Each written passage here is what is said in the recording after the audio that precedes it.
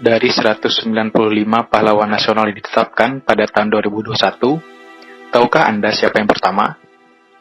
Beliau adalah Abdul Muiz. Lahir tanggal 3 Juli 1886 di Sungai Tua, di sebuah negara bernama Hindia Belanda. Nama negara yang tak pernah ia sukai. Telah menamatkan pendidikannya di ELS, beliau melanjutkan pendidikannya ke Stovia, sekolah yang menjadi cikal bakal Fakultas Kedokteran Universitas Indonesia. Namun, pendidikannya tersebut tidak selesai dikarenakan sakit. Abdul Muiz memulai karirnya sebagai juru tulis di Departemen Pendidikan dan Agama. 2,5 tahun kemudian, beliau keluar dan memulai karirnya sebagai jurnalis di majalah Bintang Hindia sebagai anggota Dewan Redaksi. Sempat keluar menjadi Mantri Lumbung, Abdul Muiz kembali menjadi wartawan pada Surat Kabar Priangger Bode dan majalah Neraca pimpinan Haji Agus Salim. Peran Abdul Muiz dalam pergerakan nasional melalui Sarekat Islam merupakan salah satu hal yang menarik, karena ada beberapa gagasan yang dilahirkan oleh Abdul Muiz yang pada selanjutnya menjadi berkembang dan penting dalam perjalanan sejarah Indonesia. Abdul Muiz dalam awal periode berkembangnya Sarekat Islam merupakan salah satu tokoh yang diperhitungkan. Ia dikatakan sebagai salah satu tokoh pembangkit gerakan kesadaran berpolitik nasional.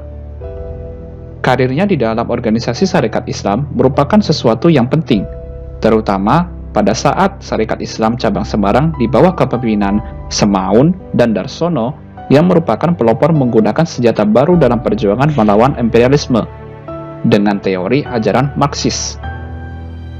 Masuknya ajaran Marxisme ke tubuh Sarekat Islam Semarang menimbulkan krisis dan pertentangan antara pendukung paham Islam dan paham Marxis.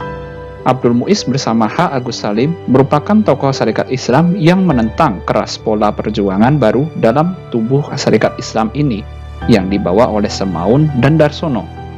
Dari sinilah dikenal dengan istilah Sarekat Islam Putih yang mewakili asas perjuangan Islam dan Sarekat Islam Merah yang mewakili asas ajaran Marx sebagai bentuk perjuangan Sarekat Islam. Selain berjuang bersama Sarekat Islam dan rutin menulis di koran kaum muda, Abdul Muiz juga dikenal piawai dalam mempengaruhi massa. Pada tahun 1922, beliau memimpin pemogokan buruh di Yogyakarta, dan pada tahun berikutnya juga mendorong aksi perlawanan di Padang, Sumatera Barat untuk menentang pajak yang memberatkan masyarakat. Akibat berbagai aksinya tersebut, beliau dilarang berpolitik dan dikenakan pasen Telsel yang melarang beliau tinggal di Sumatera Barat dan melarang beliau keluar dari Pulau Jawa. Kemudian, beliau diasingkan di Garut, Jawa Barat, dan disinilah beliau menyelesaikan novelnya yang cukup terkenal, yaitu Salah Asuhan. Pasca kemerdekaan Indonesia, Abdul Muiz juga mendirikan Persatuan Perjuangan Priangan yang fokus pada pembangunan di Jawa Barat dan masyarakat Sunda. Hingga pada akhirnya beliau tutup usia pada tanggal 17 Juni 1959. Perjuangan beliau terhadap bangsa Indonesia diakui oleh pemerintah Indonesia sehingga beliau dikukuhkan sebagai pahlawan nasional yang pertama oleh Presiden Soekarno pada tanggal 30 Agustus 1959 dan dimakamkan di Taman Makam Pahlawan Cikutra, Bandung. Indikator nilai bela negara sangat tercermin pada pahlawan kita, yaitu Abdul Muiz. Abdul Muiz sangat bertanah air, sadar berbangsa dan bernegara, setia kepada Pancasila sebagai idola negara, dan juga rela berkorban untuk bangsa dan negara. Melihat pada tahun 1921, saat menjadi Ketua Buruh Serikat Pegadaian, Abdul Muiz memimpin pemogokan kaum buruh di Yogyakarta. Lalu pada tahun 1923, bermusyawarah untuk menentang pajak yang memberatkan rakyat di Minangkabau. Lalu juga nilai bela negara, yaitu membela bangsa dan negara sesuai dengan profesi dan kemampuan masing-masing.